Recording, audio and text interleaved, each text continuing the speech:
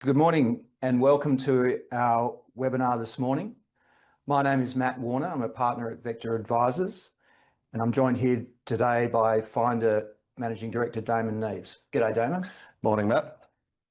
Well, it's a beautiful sunny day here in Perth today, and after a rainy winter people are certainly pleased to see the sun out, and I think investors and followers of Finder are certainly pleased to see the sun shining on Finder, especially the last couple of days. But even before that, when you guys acquired your assets in Timor-Leste. So Damon, big couple of days. Let's start with the big picture then. What does yesterday's farming agreement, beg your pardon, with Timor GAP mean for Finder and the KTJ project?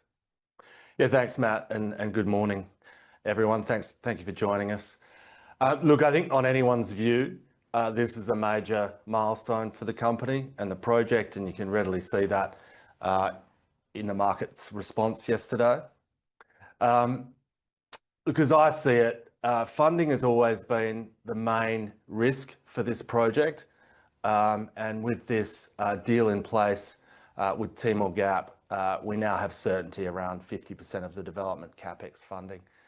So the deal really breaks the back of that funding challenge, and I think more than that, it will help us now and facilitate bringing together the other pieces of the project. This project's all about getting to first oil and unlocking the huge cash flow potential of Kuda, Tasi and Jahal. And I think what you see from the market's response yesterday is it's no longer a case of if it will happen, but when and on what terms. So everything changed with this deal. It's a significant milestone, and we're very pleased to be able to reward shareholders with that outcome. Yeah, agree with that, and congratulations again on what's been a great deal. So yesterday we saw a lot of trade and volume in the stock, a really big day, and potentially pushing Finder into institutional territory for the first time. So we're really pleased to see that re-rate. Where do you see things moving from here from a share price perspective? Look, this is a high quality project, and it's attracting a lot of interest. I mean, you saw that in equity markets yesterday, but in the industry, politically in Timor-Leste, amongst the service providers in the industry, we're getting overwhelming interest. I think, as I said before, I think for a lot of people now, this project's real, and we're heading towards your first oil, in late 2027 or early 2028. So it's an exciting time. Certainly, I think the Finder management team, we are excited about this project and the potential to bring on new production in Timor-Leste and create enormous value for our shareholders. But our focus is really on delivering this acceleration strategy. So look, we were very careful in the announcement yesterday to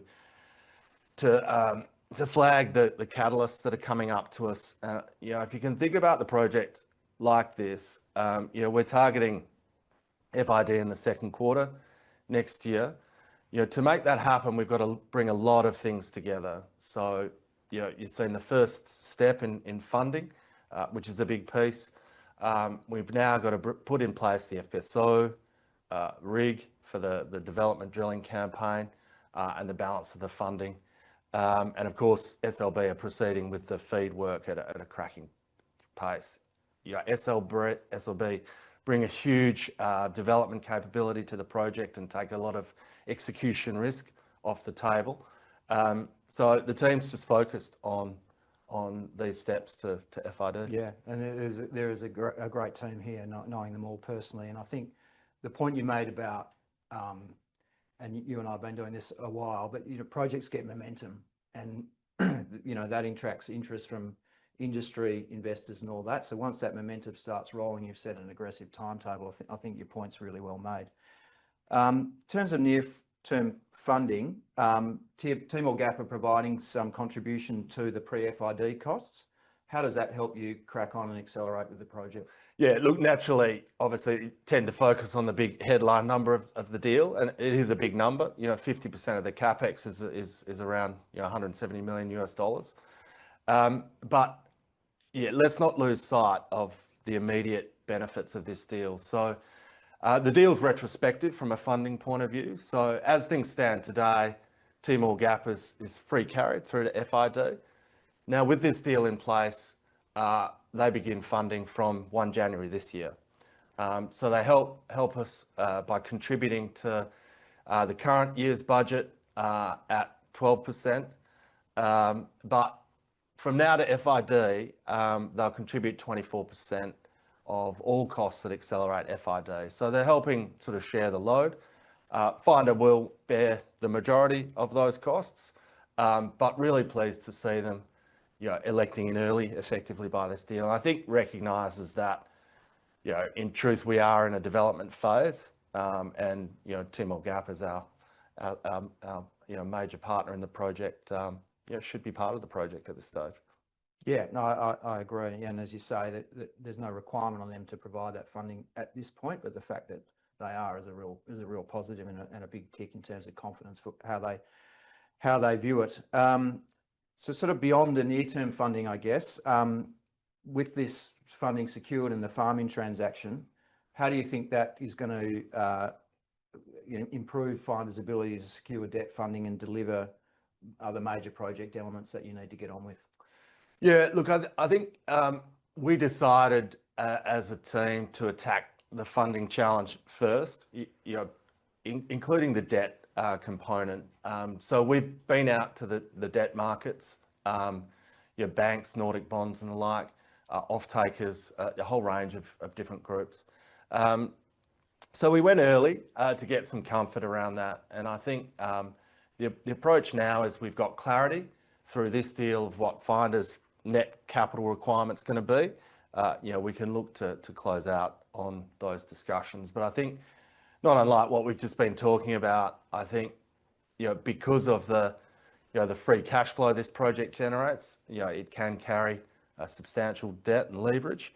And of course, from a shareholder's value point of view, debt will maximise shareholders' returns. So we're very interested in debt-based solutions, and I think it's going to be a key component of the overall funding. We've got very positive engagement, I think, in particular from the European Nordic bond market, and we've got some very positive indications of the quantum of funding we can secure for the project from that market. We're also talking to the conventional banks on reserve-based lending. And I think one thing that's been perhaps a little surprising is the level of interest we've seen from the commodities traders from pre-funding offtake and the like. So I think there's another sort of pool of capital there.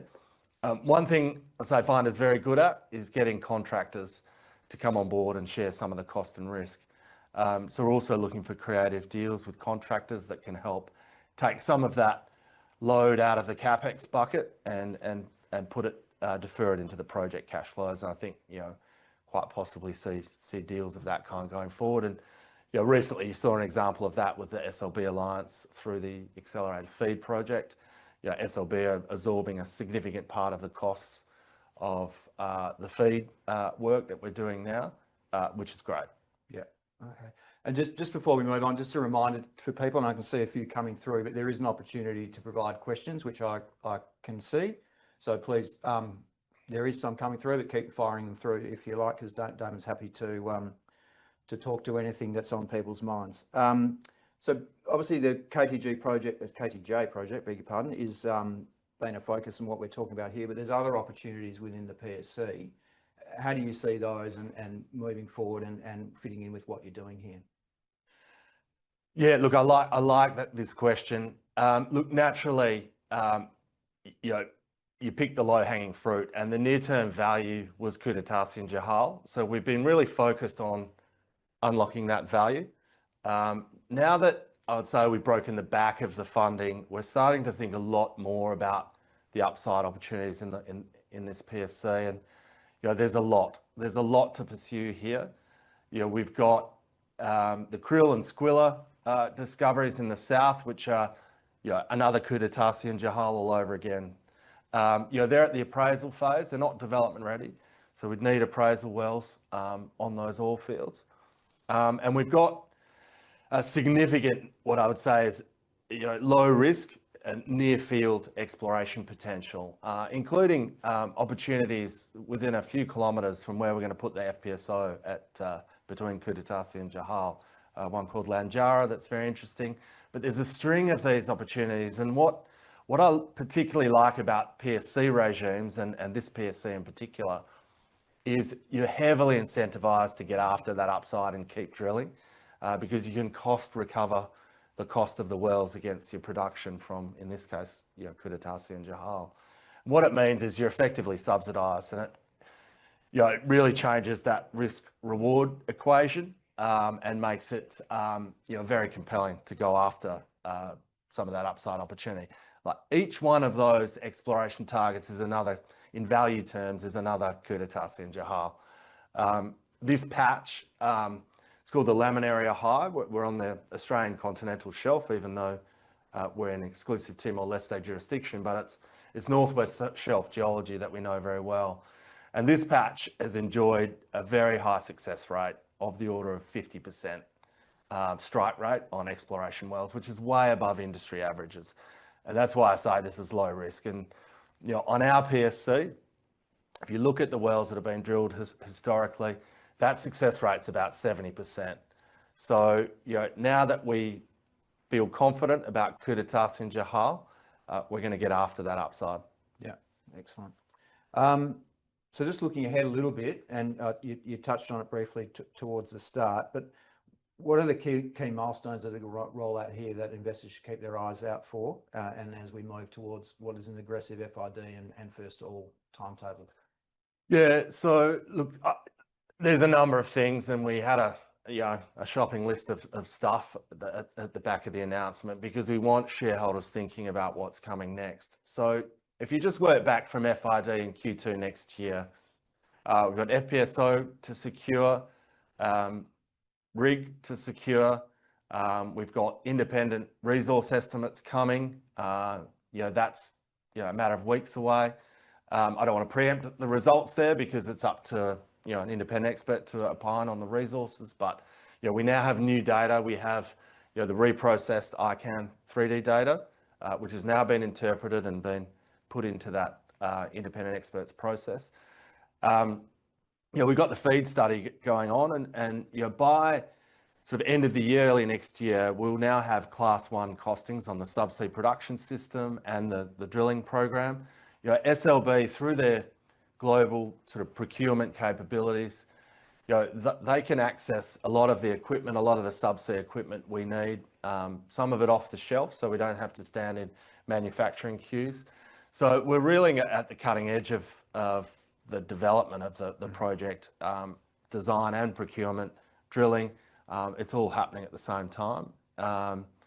So there's just going to be, I think, a pipeline of news between now and Christmas, and then in the new year out till FID, and hopefully we're successful there.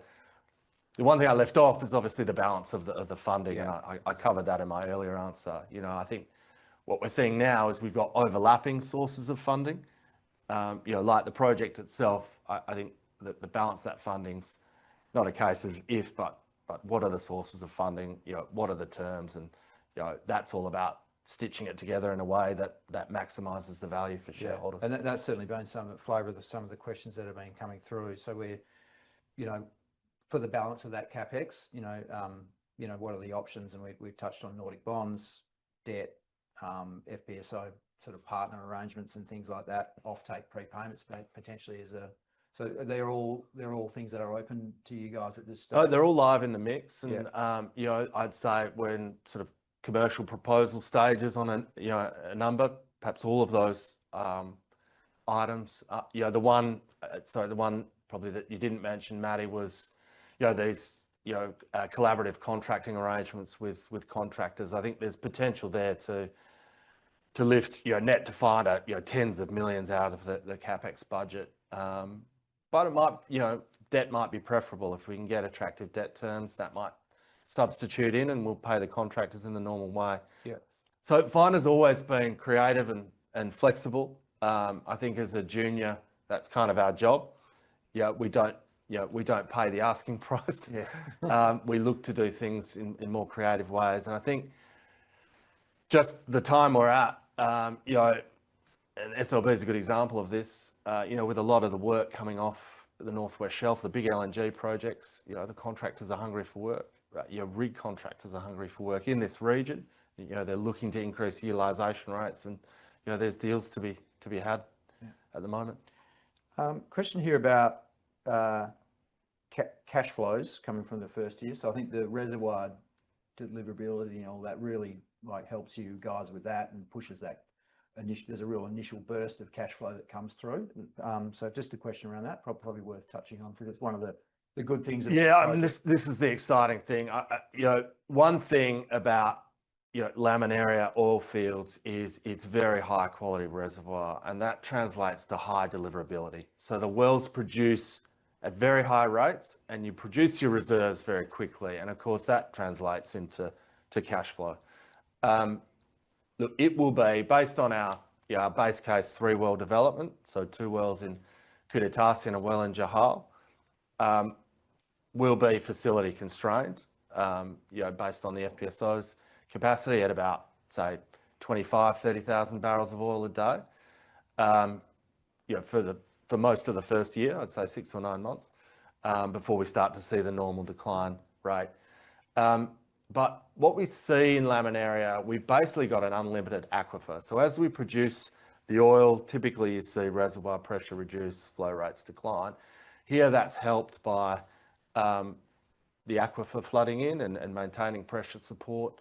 You know, we can look at gas lift or ESPs, submerged pumps, to maintain those production rates. But I mean, the maths is simple. You know, 30,000 a day at $70 oil, you're looking at, you know, US $2 million a day, you know, 24/7. And that's the power of this opportunity. It's the cash flow it drives. Yeah.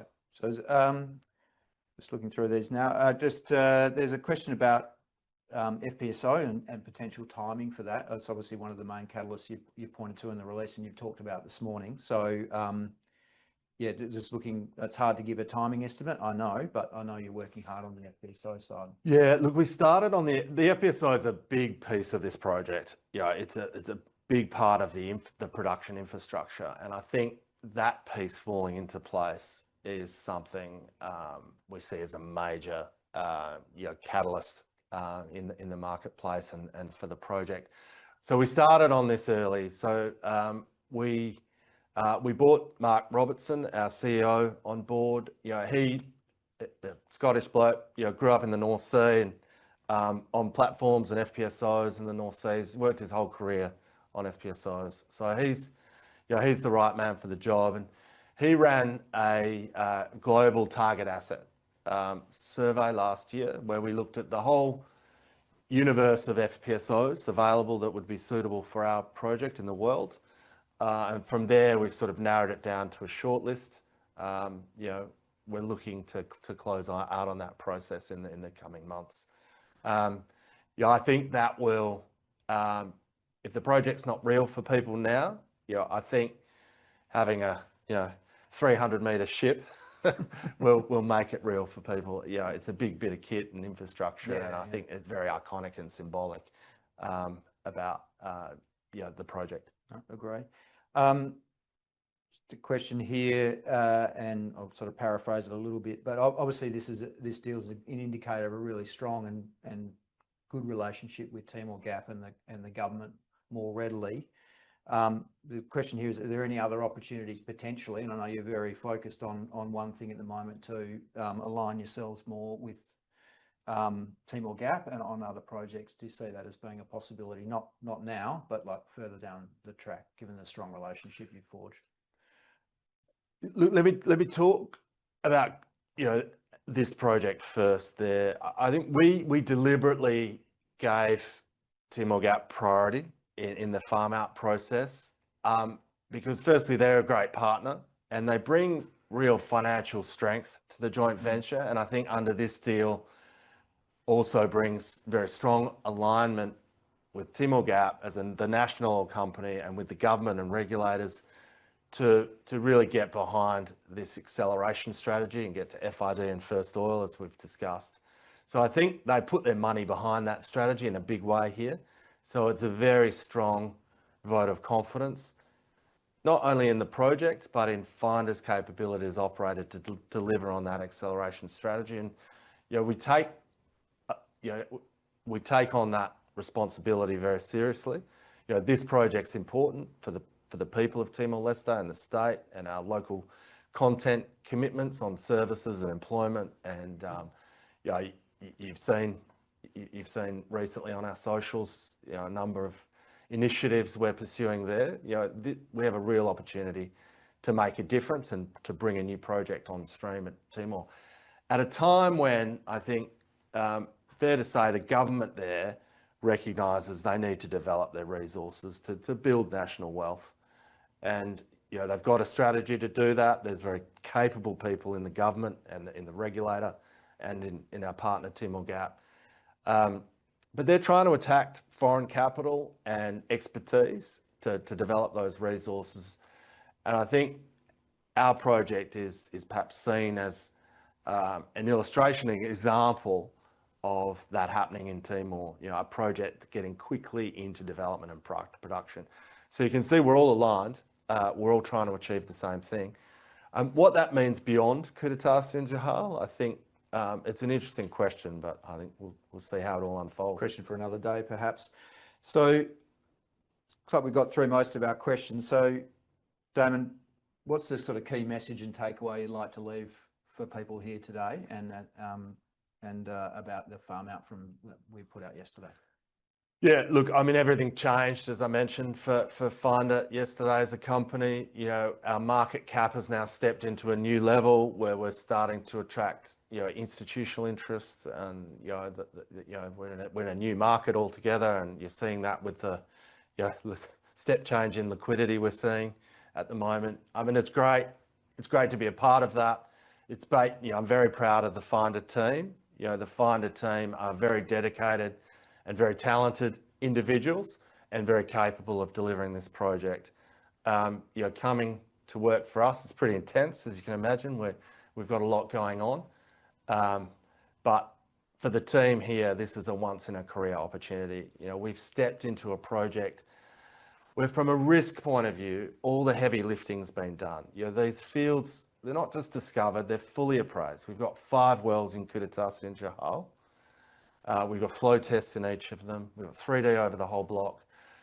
The previous operators have spent $100 million in US dollar terms, more than that, getting the project to where it is today. And as a junior, to step into something like that and just be focused on development and a fast track development, it's an extraordinary opportunity.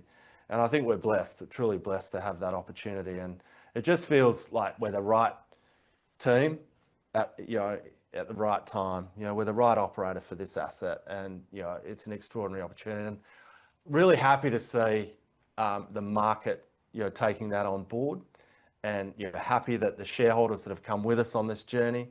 And it's been a big transition from a pure explorer into a developer, but they're being rewarded. We've got new shareholders coming on board every day, and we've just got such an extraordinary intense period coming up, but it's exciting times, and it's a great time to be part of Finder.